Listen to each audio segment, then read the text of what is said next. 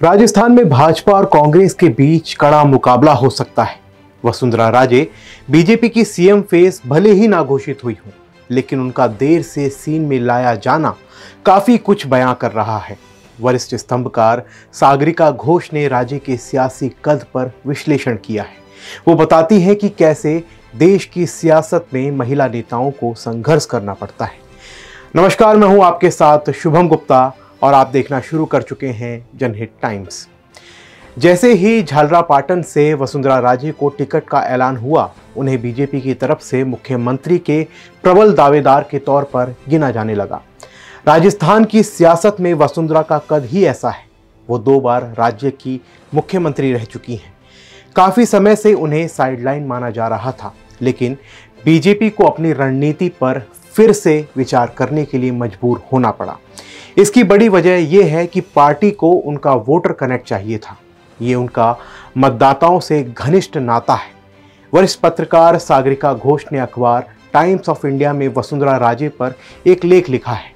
वो कहती हैं कि पुरुष प्रधान राजस्थान की राजनीति में राजे दुर्लभ महिला नेता हैं। सागरिका ने 2003 के राजस्थान विधानसभा चुनाव में उनका चुनाव प्रचार कवर किया था। उस चुनाव में भाजपा ने 120 सीटें जीती थीं और वसुंधरा पहली बार मुख्यमंत्री बनी थी।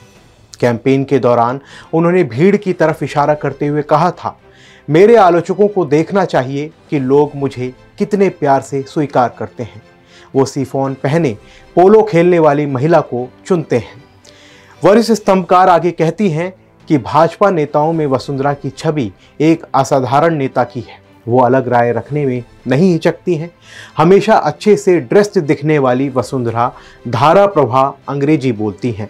राजस्थान के समाज में पुरुष हावी हैं। ऐसे में उन्हें कई बार बीजेपी के पुराने दिग्गज पुरुष नेताओं और राजस्थान में संघ परिवार के लोगों से मोर्चा लेना पड़ा है। उन पर अपने शाही वंश के कारण अहंकारी होने और सामंती होने के आरोप लगते रहे हैं। फिर भी वसुंधरा 2 बार मुख्यमंत्री बनी और कार्यकाल पूरे किए। उनकी अपनी पार्टी के कुछ लोग इस बात से असहज हो सकते हैं कि वो एक स्वतंत्र विचार वाली महिला नेता हैं, जिनका क्षेत्रीय आधार है। वसुंधरा ने अपनी राजनीतिक पहचान और जनाधार खुद तैयार किया है। उन्होंने पार्टी में वफादारों का अपना समूह बनाया है। राजस्थान के वोटरों के साथ उनका विशेष कनेक्शन है, जिनमें से कई उन्हें जाट बहू के रूप में देखते हैं। घोष आगे लिखती हैं कि जनसंघ की सदस्य रही विजया राजे सिंधिया की बेटी होने के नाते उनका भाजपा आलाकमान से रिश्ता अलग रहता है। वो अपनी पार्टी में यूनिक हैं। हिंदी पट्टी की वो एक महिला क्षेत्रीय श्रोतप हैं। 25 नवंबर को होने वाले चुनाव के लिए घोषित उम्मीदवारों की पहली सूची में वसुंधरा के कई करीबियों को टिकट नहीं मिला। राजस्थान राज्य इकाई में अभूतपूर्व बगावत की आशंका पैदा हो गई। ऐसे में ये आश्चर्य की बात नहीं कि इसे टालने के लिए भाजपा ने तेजी से कदम बढ़ाया। नरपत सिंह राजवी 2008 से लगातार विद्याधर नगर सीट से जीतते आ रहे थे। इस बार उनकी सीट से भाजपा ने राजसमंद की सांसद दिया कुमारी को मैदान में उतारा है। बाद में आई दूसरी सूची में न केवल राजवी का नाम शामिल था, बल्कि वसुंधरा कैंप के ज्यादातर नेताओं को टिकट मिल गया। वसुंधरा खुद झालरापाटन से चुनाव लड़ेंगी, वही सीट जहां से वो 2003 से जीतती आ रही हैं। देर से ही सही भाजपा को ये स्वीकार करने के लिए मजबूर होना पड़ा कि राजस्थान में कांटे के मुकाबले में वसुंधरा को अलग थलग करना पार्टी के लिए बहुत महंगा साबित हो सकता है। साफ है कि वसुंधरा का राजनीतिक प्रभाव और महत्वाकांक्षाएं उनकी पार्टी को चौकन्ना करती हैं। उन्हें सोच समझकर दरकिनार किया गया। जब भाजपा ने पूरे राजस्थान में परिवर्तन संकल्प यात्रा के साथ अपना चुनाव प्रचार शुरू किया, तो वसुंधरा बड़े इलाकों में नदारद थी। भले ही वो 2 दशकों से पार्टी का प्रमुख चेहरा रही हो, पर भाजपा के चुनावी पोस्टरों में वसुंधरा नहीं दिखाई दी। वसुंधरा का मामला अकेला ऐसा नहीं है। करिश्माई व्यक्तित्व और भीड़ खींचने वाली महिला राजनेताओं को राष्ट्रीय दलों में मुश्किलों का सामना करना पड़ता है। स्वर्गीय सुषमा स्वराज 1998 में कुछ हफ्तों के लिए दिल्ली की मुख्यमंत्री बनी थी। यूपीए सरकार 2009 से 2014 के दौरान वो विपक्ष की एक बेहद प्रभावी नेता थी। लेकिन मोदी सरकार बनने पर उन्हें अपेक्षाकृत कम प्रोफाइल वाले विदेश मंत्रालय से ही संतोष करना पड़ा। उमा भारती 2003 से 2004 में कुछ समय के लिए मध्य प्रदेश की मुख्यमंत्री बनी थी, लेकिन आज वो खुद को अलग थलग पा रही हैं। मोदी सरकार में भाजपा की प्रमुख महिला नेताओं में से किसी को भी आज बड़े क्षेत्रीय नेता या संभावित मुख्यमंत्री चेहरे के रूप में नहीं देखा जाता है। वरिष्ठ स्तंभकार सागरिका घोष ने अपने लेख में लिखा है कि इंदिरा गांधी के तौर पर भारत की पहली और एकमात्र महिला प्रधानमंत्री होने पर गर्व करने वाली कांग्रेस में भी कोई महिला मुख्यमंत्री का चेहरा नहीं है। सोनिया गांधी को कांग्रेस का अध्यक्ष पद मिला था, लेकिन उसकी वजह अलग थी। 3 बार सीएम रही शीला दीक्षित दिल्ली की अपनी भूमिका तक ही सीमित रही।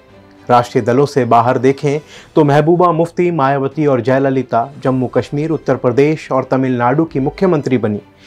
इन्हें अपने अपने संरक्षकों मुफ्ती मोहम्मद सईद, काशीराम और MG रामचंद्रन से सत्ता विरासत में मिली। ममता बनर्जी भारत की एकमात्र महिला राजनेता हैं जिनका कभी कोई पुरुष संरक्षक नहीं रहा है जो राह आसान कर सके। हालांकि उन्हें एक नेता के रूप में अपनी पहचान बनाने के लिए कांग्रेस छोड़ने के लिए मजबूर होना पड़ा था। आमतौर पर महिला राजनेताओं को मैट दिखाने का खतरा बना रहता है और वो हाशिए पर पहुंचा दी जाती है। 2018 में राजस्थान में भाजपा की हार के लिए वसुंधरा को जिम्मेदार ठहराया गया। उस समय कैच लाइन बनी थी, मोदी तुमसे बैर नहीं, वसुंधरा तेरी खैर नहीं। 3 साल पहले जब सचिन पायलट ने सीएम गहलोत के खिलाफ बगावती तेवर दिखाए तो वसुंधरा को उनकी पार्टी ने माना कि वो गहलोत को हटाने के लिए अनिच्छुक दिखी हैं।